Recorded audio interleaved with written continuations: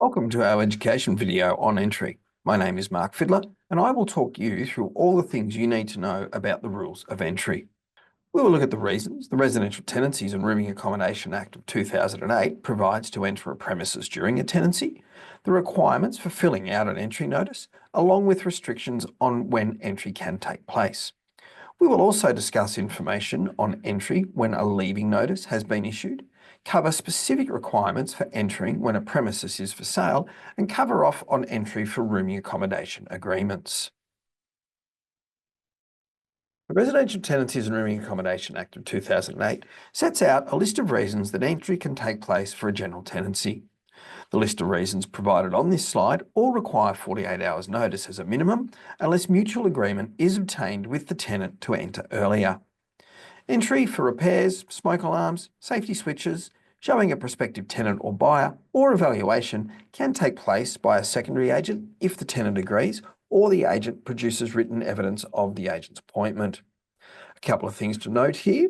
The Act provides a list of things to consider if entering because you believe the premises has been abandoned. We encourage you to take a look at the lease break, abandonment and goods left behind fact sheet for information about this process. Also, if entering to inspect completed repairs or maintenance, or entering to check if a significant breach has been remedied, these entries must take place within 14 days of the completion of the repairs or the expiration of the remedy breach notice. Please note that significant breaches are listed in the Act as using the premises for an illegal purpose, having more than the number of occupants allowed to reside in the premises, having an unapproved pet at the premises, or another matter if the reasonable cost of rectifying exceeds 1 week's rent.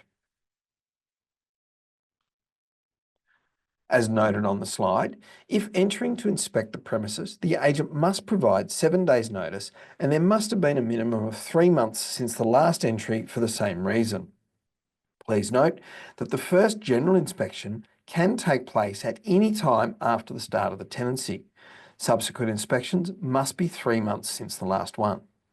Also, the agent must provide a 2-hour window that the entry will take place in. They can enter at any time within that 2-hour window and stay beyond the end of the 2 hours, but if they do not arrive and enter within the provided window, the tenant may refuse entry. There are provisions within the Act for entry to take place without notice, and as you can see on the slide, they are in an emergency and to protect the premises from imminent or further damage. We encourage parties wanting to enter in either of these situations to take steps to notify the tenant prior to entering the premises. Communications in these situations is important, especially if the tenant is away or unable to return to the premises. When it comes to the entry notice for a general tenancy, the form that you need is a Form 9 entry notice. Now, we encourage you to download the latest form from our website to ensure that you are using the most up-to-date version of the form. We encourage you to fill it in full and provide as much detail as you can to the tenant and ensure that your times and dates for entering are filled in and correct. Now, when it comes to item 3, the details of the person entering, the notice is not invalid if it's not filled out, but we do recommend providing as much information as possible to the tenant. The required timeframes that we just discussed on the previous 2 slides are listed on page 2 of the entry notice, and we encourage you to ensure that you are providing the correct time frame. You also need to allow for delivery times and calculate this into the entry time and date, especially if you are posting the form. Outside of mutual agreement, grounds for entry are listed on the form and you can't enter for any other reason outside of these grounds. Now, outside of obtaining mutual agreement with the tenant, the Act does state that you cannot enter before 8 a.m. or after 6 p.m. and not on a Sunday or a public holiday. You will note on the slide that it makes reference to entry being made at a reasonable time. If seeking entry, you may need to consider what is reasonable for the tenant. Do they work shift work? Is it a family with school-aged children? Again, communication is the key, but the tenant must also be reasonable in allowing entry if it is for a legitimate reason. If you manage a property in a remote area, or if there is a shortage of tradespersons in your area, then these restrictions may not apply as per note 3 on the slide. And as noted on the slide, if showing the premises to a prospective tenant or buyer during the tenancy, then a reasonable time must have elapsed between entries for the same reason. There are additional restrictions when a leaving notice is in place, and we will discuss these a little bit more shortly. I just mentioned entry to show a prospective buyer, and this slide goes into a little more detail around the selling process. The first thing I want to mention here is as much as the premises is the tenant's home and they have a right to their peace, comfort and privacy along with the quiet enjoyment of the premises, the owner is allowed to sell the premises.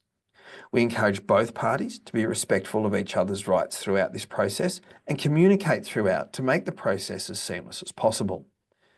If the rental premises are to be sold, the tenant needs to be informed on a Form 10, a notice of lessor's intention to sell. For an entry notice to occur to show prospective purchasers, the tenant must be issued a Form 9. If the renting agent and the selling agent are different, then it is a requirement for the selling agent to provide a copy of the Form 9 for each inspection to the renting agent unless they otherwise agree. The lessor or agent must not allow a prospective purchaser to enter the premises without being accompanied by the lessor or agent unless the tenant agrees.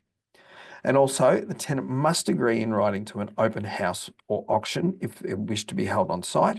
And finally, the tenant must also agree in writing to use photos to advertise where those photos contain the tenant's possessions.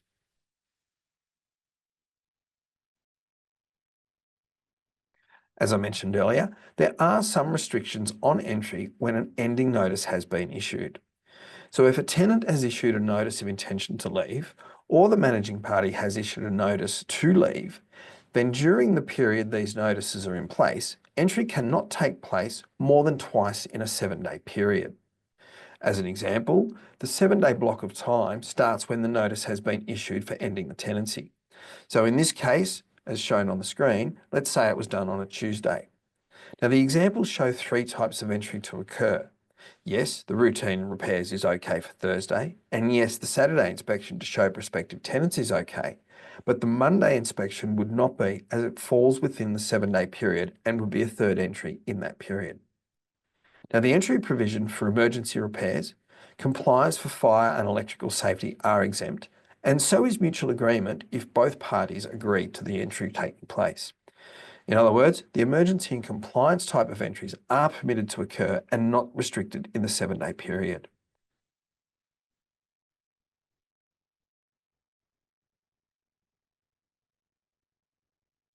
The grounds for entry in a rooming agreement are very similar to general tenancies, and timeframes are 48 hours for everything other than cleaning. The entry notice for a rooming agreement is the Form R9, and again, as long as it's filled out correctly, there is a valid reason for entry and the correct timeframes are provided, entry can take place. You'll note on the slide that entry is limited to twice in a 7-day period if a leaving notice has been issued. This applies to rooming agreements, and also that entry can take place without notice in an emergency or if the provider believes that the resident has abandoned the property. Restrictions that apply to general tenancies around entry between 8 and 6 on Sundays and not on Sundays or public holidays doesn't necessarily apply to rooming agreements, but there is an expectation that entry is made at a reasonable time to both parties. The rules of entry for rooming accommodation fact sheet is available from our website, and we encourage you to take a look at it for more information.